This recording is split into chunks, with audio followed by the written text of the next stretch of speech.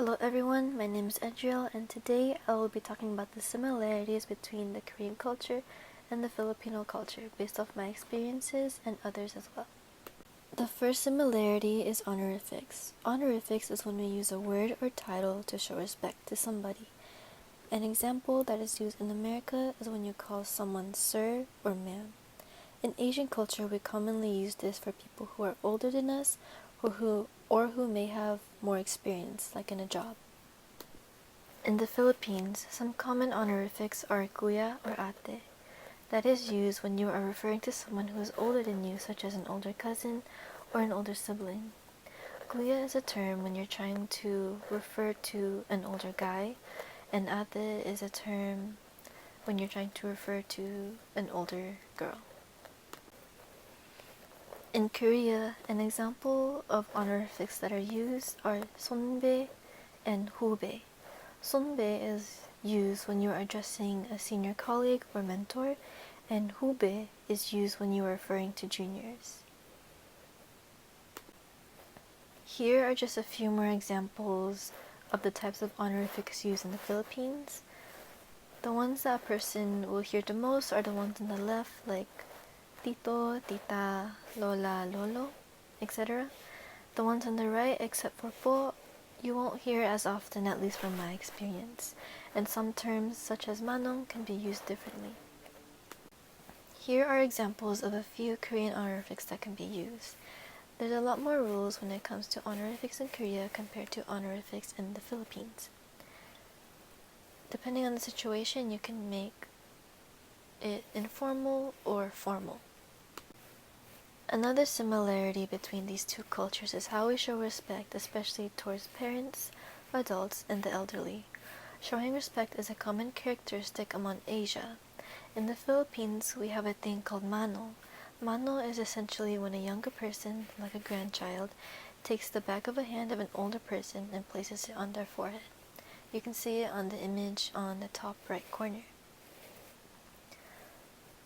Mano is commonly used with the elderly, but sometimes it can be used with parents or aunts and uncles, but only if they want to. In Korea, a similar concept of mano is bowing. According to Matt Greger, the younger person or the person in a lower social position is expected to bow lower than the senior, but the senior person initiates the bow.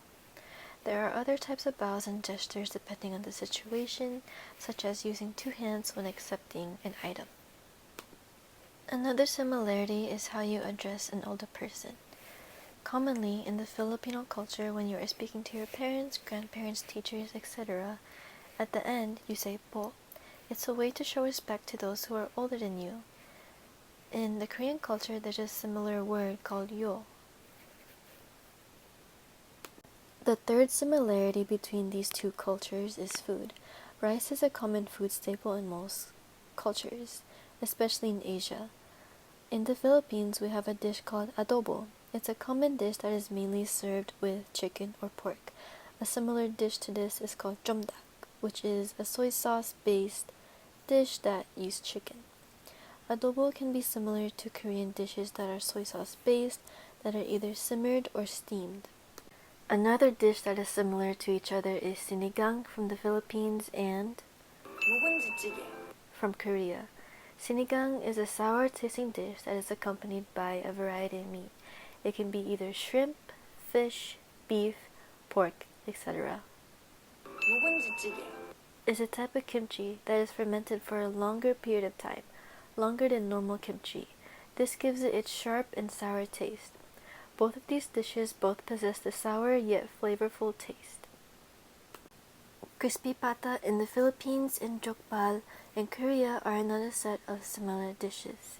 In a way, crispy pata is a pork leg that is crispy.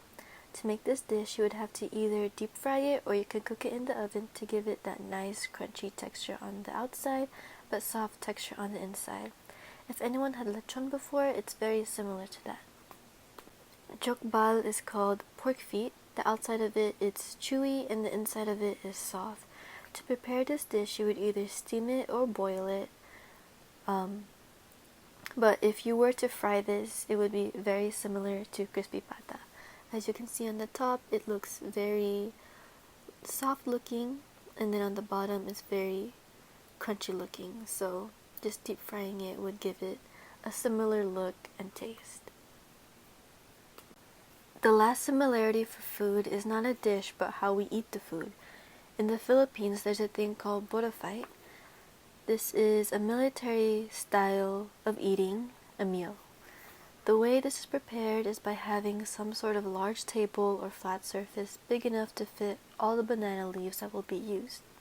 You place the food at the center in a nice way, and when it's ready, everybody takes their pick on it. Typically, there's no serving spoons used. You just use your clean hands, get the food you want, and put it on a plate or on a banana leaf, and then you enjoy your food. There's a similar practice to fight called 새참 in Korea, but it isn't as common anymore. This practice is commonly used with farmers, so during their work hours, what they would do is the farmers around the area or nearby would have a family-style type of meal. The only difference between fight and 새참 is the placement of the food, but the environment between these two are quite similar, as you can see in the picture. In both cultures, family is always first. Sometimes we tend to put our family first before ourselves. It can get to the point where we put what they want for us first before we think about what we want as an individual. For most people, we stay with our families until we get married. In some instances, we still stay at the same house, even though we are married. The most common way this happens is the girl going to live with the guy's family. There's also a traditional mindset that comes with it, such as the guy asking the girl's parents for their hand in marriage. In some cases, one person in the family would work overseas to earn money for their family back at home. The family is involved in most or all decisions that's been made, and this gives a sense of togetherness at times. The last similarity between these two cultures are their beauty standards. It's safe to say that the beauty standards across Asian countries are pretty similar.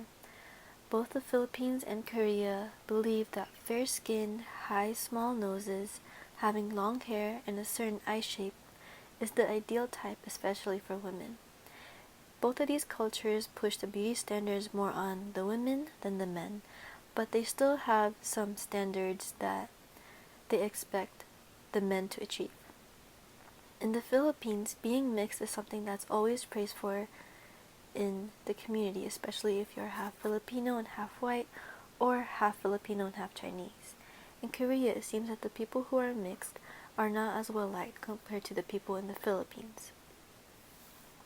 In terms of the eye shapes, Filipinos like to have that half Pinoy or half Chinese mix because of how the eyes will look. A common celebrity for this mix is Kim Chiu, the picture at the bottom. She's half Chinese and half Filipino, who constantly gets praised for her beauty. In Korea, if you have big eyes with a double eyelid, you're seen as beautiful compared to someone with a monolid. It's not to say that if you have a monolid, you're deemed as ugly. Some celebrities who have monolids still get praise for being handsome or beautiful, but having a double eyelid is seen as the ideal type of beauty. Having fair skin is a common trait that most women want to achieve in Asia. This can be due to the influence of the Western culture, especially for the Philippines, and classism. In the Philippines, it seems to be changing a bit. People who are morena or moreno, having brown skin, are embracing their skin color a bit more, and it seems to be a bit more accepting. The older generation in the Philippines are still stuck on the idea that pale equals beautiful.